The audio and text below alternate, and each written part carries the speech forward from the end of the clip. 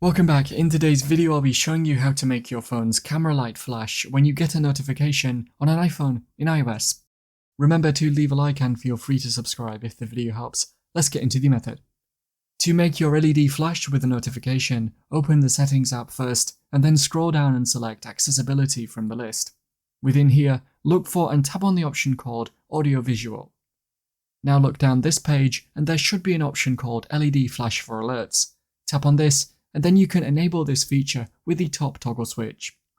You can then customize when the light will flash, for example when unlocked or in silent mode. And so that is how to make your phone light flash when you get a notification on an iPhone in iOS. Click the card on screen now to watch a video of mine showing you 10 easy ways to speed up your iPhone or iPad. If you have any questions, then let me know in the comments below, and if you did find today's video helpful, remember to leave a like and feel free to subscribe for more tips in the future. Be sure to stick around to see some of my other videos that you might be interested in. Thanks so much for watching, and I will see you in another video.